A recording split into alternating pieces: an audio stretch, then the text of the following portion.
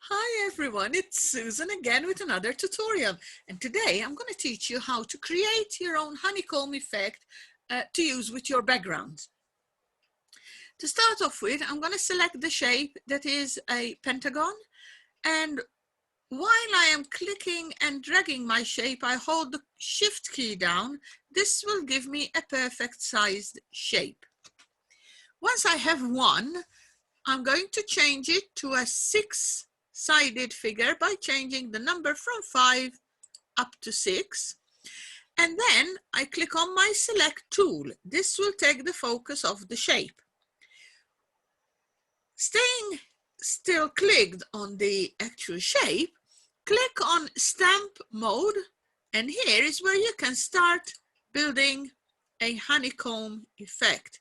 Now, yes, you can do the alignment to align them all so that the spacing is exactly even.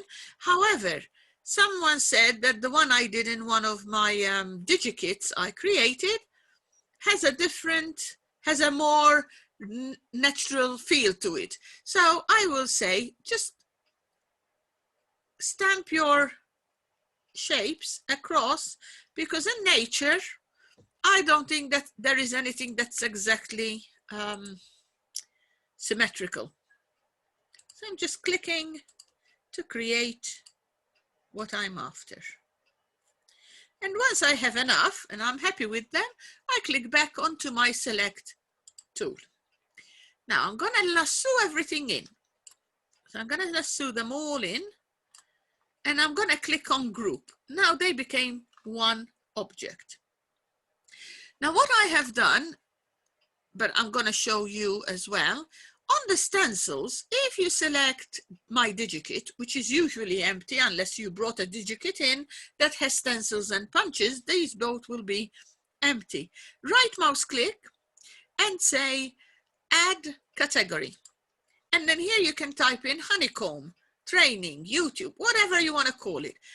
I would suggest for honeycomb, you would call it honeycomb. However, I have a category ready built, and I've got one that I've now created called YouTube, so I can use it. And once my YouTube is done, I will then delete them.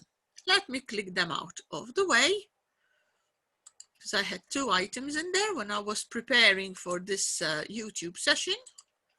So I'm going to delete my designs to show you how to bring them in.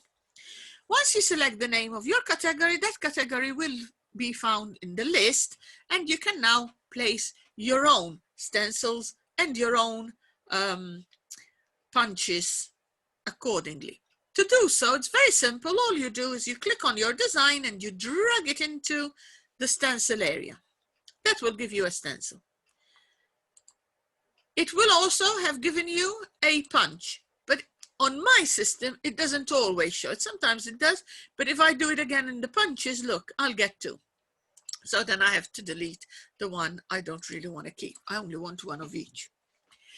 So that is the first start of your project. You create the design and just transfer it into a stencil and a punch. The next step is going to be, I'm going to delete this unless you want to keep it. If you want to keep it, just click on a new page and you can keep it. Now the next step, I'm going to draw a square this time along my page. And then the square, I'm going to take my punch. I'm going to resize my punch to whatever size takes my fancy. Sorry, I clicked on the wrong thing. So I'll click on my punch and drag it to make it bigger, smaller, whatever you want. And once you're ready, you click on punch, or punch hole would be even better, because now when I delete the punch, I've got my holes ready there. Because the next thing I want to do is create a honeycomb effect. So all I want is the lines between the honeycomb to make it clear. And to do so, you got 2 options. You can either use the scissors or the rubber. I find the eraser tool is much better. So I'm going to click on eraser tool. Make sure it's on eraser here.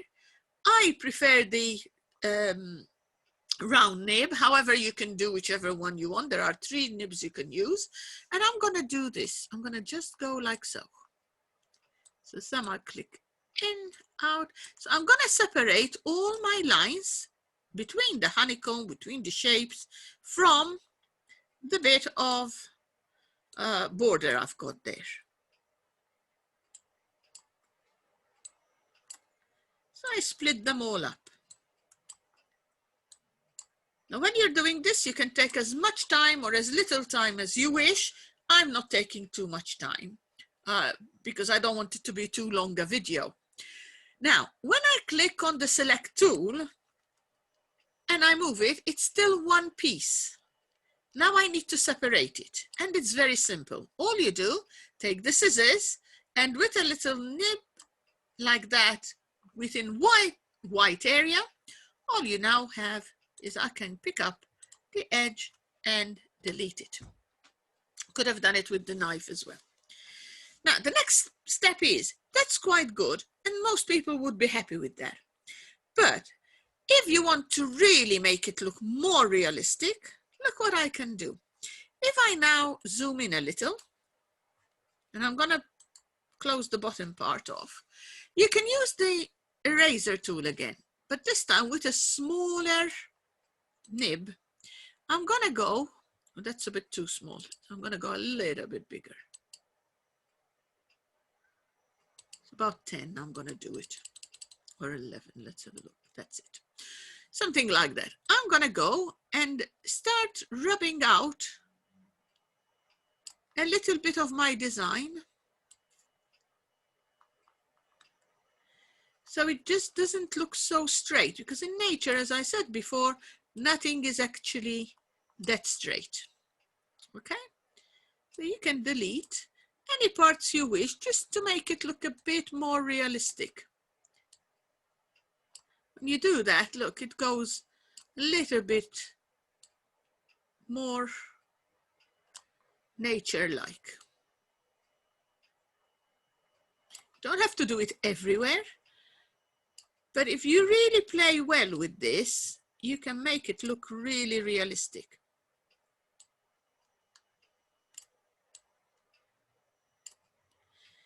And the time you take, you'll only use it once, because once we finish, I'm going to show you, you can put it in as a template for doing your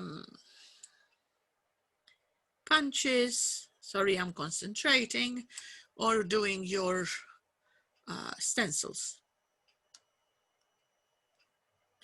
I try to concentrate when I'm showing you, but at the same time, keep talking so you don't get bored just watching.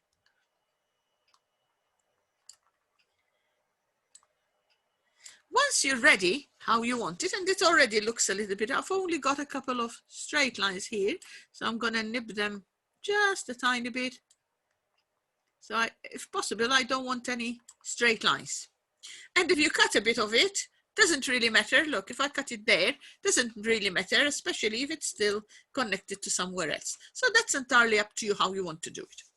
Once I'm finished with my design, I can now click on my select tool and again, drag it into my punches, and it will be there ready to use whenever I like. I'll show you how you can then use them. Now, once it's like so, I found that if I took my style and went into bevels and selected, let's say, emboss, it changes it. Or if you did the one that's inner bevel, can you see how it changes? And it makes it look as if it's made of honey. If I zoom in, you can see the effect that I've got. You see, it makes it look like as if it is really honey, and they look quite nice. Now, once I'm finished, that is one way of using it. So then you can place it wherever you want on your document or on your background, and you can start building it as part of your design. Another way you can use these, I'll show you. If I bring in a new sheet of paper, you can have a piece of paper now, whatever color you want to use. Let's change the color. Let's have it a lighter color, no line, and a lighter color. And maybe something like, bear with me just 1 second. I'm going to try to do a lighter color on here. Something like that. Look what you can do. So I've got the design, and if you see it, it's still kept the inner bevel. If you want to take that out, at the very top, you can go to Instant Effects and click No Effects, and it will take them out. However, let's see what happens. I like experimenting. So if I did that, and up here, I'm going to punch it because I want to see the other effect as well. Actually, let's punch hole. Oh, okay, keep it like that, or you can go like so and maybe delete a bit of them. Let's have a look. Oh, that takes them all out. So you've got them like so. You can have this effect. So this time I can go on there. So you know what, I'm going to punch that. You can punch a hole, which gives you this effect. Or you can punch, I'll do it on there to show you, you punch, and again, when you punch that one, if I move this out of the way, I can then delete some of my squares and keep some others. And you see, you can decide which one stays and which one actually goes. So it's entirely up to you how you can create these. That is using the punch. However, from the same exercise, I have also created the stencils. So if I had a stencil there, I can bring in a piece of card in it, like so, and then lift my stencil. Or if I had this one as a stencil, now they don't always go in, so I'm bringing them in again. Look at this. If I put that stencil there, I can use a brush. So with my brushes, I can decide what brush I would like to use. Something, let's say something like that. Do a line color this time, so only the line color, and leave it empty from the full color. Because when I do this, oops, I need no color there, and I need full color on there, beg your pardon. So when I now do this, I could use a bigger nib if I wanted to. Let's do a bigger nib so I don't have to do loads. When I then lift my stencil, this is just giving you an idea of what you can do. The more you play, the more things you can get. It really opens up a lot of what you can do. So that is my bit there. And in fact, you know what? I might want to move it and place it on to there. Like so. And now together, those two make another effect. So it is endless. And I can go there and say, you know what, I'm going to play and see what, if I put a bevel on it, how it would look. Can you see? And you can play as little or as much as it takes your fancy.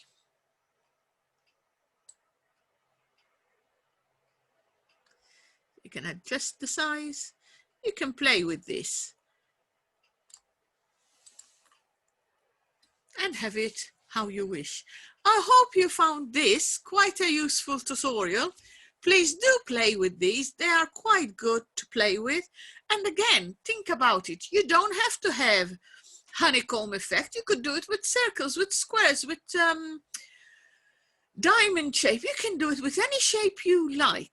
So once you designed, put it in as a punch, bring it out, punch your material, use the shapes with it, use the brushes with it. It opens up endless ways of creating your own background designs. So I do hope you found it interesting. Please do give me a thumbs up. If I see thumbs up, I know you're liking them. I will create more for you. It does take quite a while to prepare what I'm going to teach you, to record it, to then transfer it into a video. So it does take a lot of work. And if I see people watch them but never say, well, I did like it or I didn't like it. If you didn't like it, give me a thumbs down. That's fine. But I'll know how you feel about it. And then I can adjust my next video or decide, well, people don't want it, so I'm not going to do them anymore. I don't know. But you have to tell me whether it is worth my while trying to do these videos for you. I hope you found it interesting. Thank you very much. And until the next one, au revoir.